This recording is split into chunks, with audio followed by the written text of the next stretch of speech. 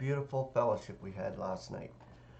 Catherine Holmes, she opened up the room again, the live channel, and it was live this time, and it was about 5 people in there at one point. Just wonderful to get together, and she done an awesome explanation of each channel she promoted. She brought it up on the screen. She went through the channel. It was excellent. It gave promotion for the truth of what we're sharing here, and it's God's work that's being done, and the emphasis is on that.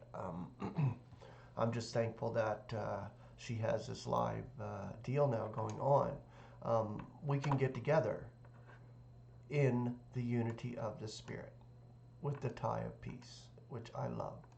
And it was like over 4 hours of wonderful fellowship. We had quite a few people come in.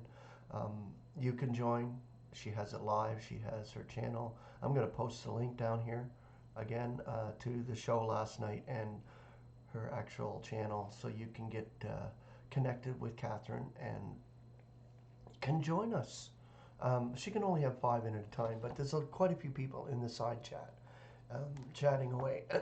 And it's good. It's excellent.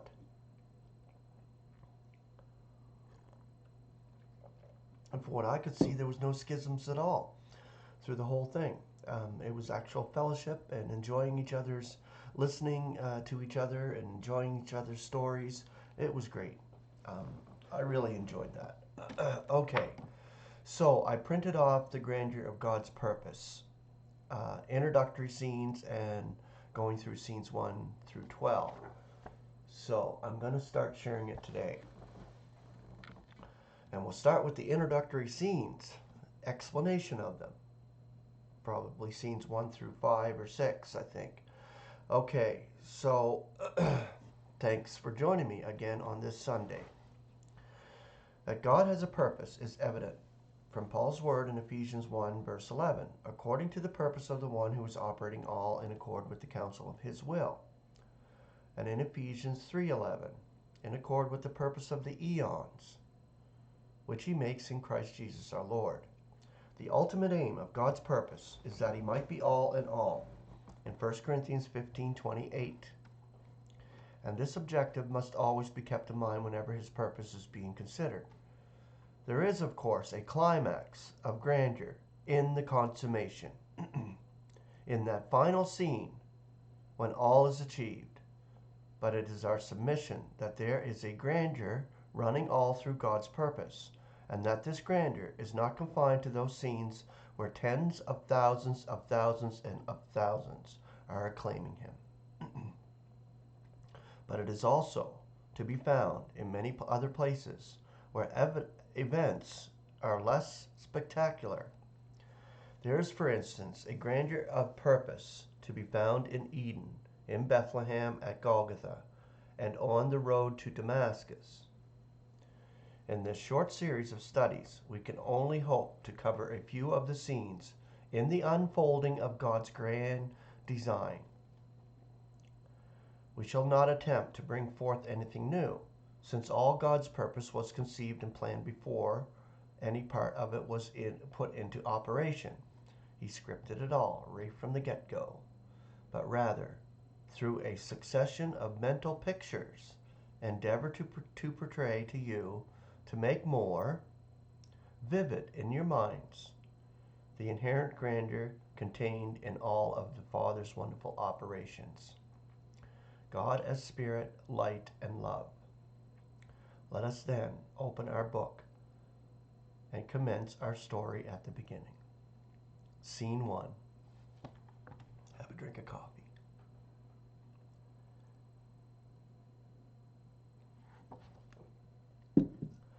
Our beginning scene is one of spirit, the spirit that vibrated over the waters, the spirit existing in unique majesty, the Spirit of God.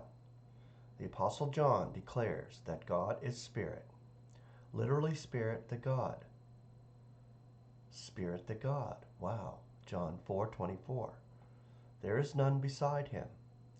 Brother Adlai Lowdy, in his book, God's Aeonian Purpose, describes this first scene as follows. Come, my friends, and go with me, away back to eternity. Go back beyond the days of youth, where everything that was truth. Go back until within the past you fail to find the place at last, where the beginning you can see of the immense eternity. Go back until there's not a trace of anything but God and space. God all around, below, above, unlimited in power and love. Away back there, removed from sight, where everything that was right. Away back there, removed from sin, is where our story will begin.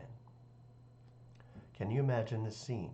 God alone, abiding in glorious grandeur, Spirit with nothing but himself in which to dwell, light with nothing outside himself on which to shine, love, but with nothing whatever to lavish itself upon. Somewhere back there, when God was all in himself, his wonderful purpose was conceived. The same Apostle John, who tells us that God is Spirit, also reveals that God is light. 1 John 1:5, and God is love. 1 John 4:8. These last two are figurative expressions, but full of meaning. Light, to be of value, requires something on which to shine, and love cannot express itself unless there is something or someone to be loved. And so as we turn the page, we reach scene 2. The scene changes as we find that out of himself, for all is out of him. Romans 11:36, God creates another glorious being, whom John in the unveiling declares to be God's creative original. Revelation 3:14, but whom Paul designates as the Son of his love. Colossians 1:13. What a wealth of meaning this later phrase contains. We cannot pretend to be able to plumb its depths. The one so described, who later became known as the Lord Jesus Christ, is in fact God's complement, that which makes God complete.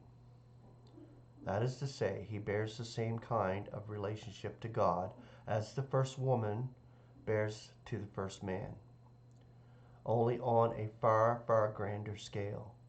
Just as woman, Eve's original name, see Genesis 2:23, was taken from man and presented to man, Adam as his complement, so Christ was created out of the Father, and God gave himself the most wonderful gift of all eternity, when he presented himself with this one, who could and would respond to his love to the very utmost.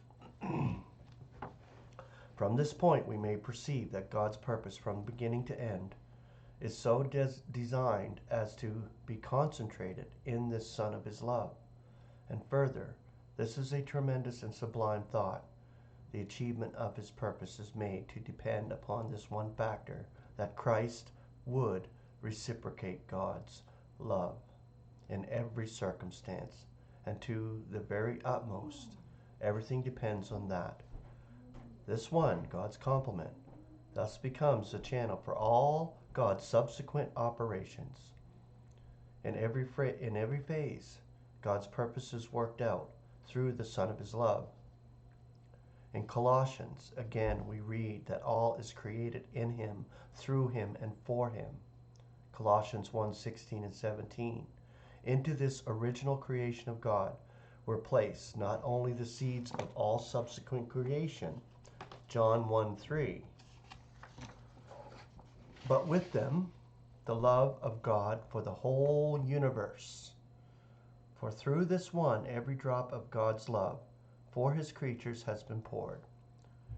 Christ is the channel through which this love reaches the rest. In very truth, he is the way to the Father. How wonderful it is that God's purpose was conceived in love. The fact that it is all created in the Son of his love also ensures that it will be executed in love and find its consummation in love. And at this time, when God created the Son of his love, he also made provision for him, Christ, to have a complement, the ecclesia, which was to be his body, as intimately connected with him as woman was with Adam. For the ecclesia was chosen in Christ before the disruption of the world, Ephesians 1:4, and was given the gift of grace in Christ Jesus before times aeonian, 2 Timothy 1:9, and also before times aeonian a promise of life was made to creation. This promise, too, was made in Christ Jesus. And advancing our study considerably, Paul's apostleship was later to be in accord with this promise, 2 Timothy 1:1 and Titus 1:2. For Paul's evangel is essentially one of life, with all that is necessary for the full enjoyment of it, namely justification, peace toward God, and vivification for all. So much then was involved in the creation of the Son of God's love. He is the image of the invisible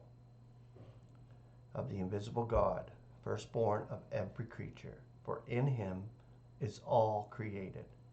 Colossians 1:15. He is before all, and all has its cohesion in him. Okay, on to scene 3 tomorrow. Grace and peace. Have a wonderful Sunday.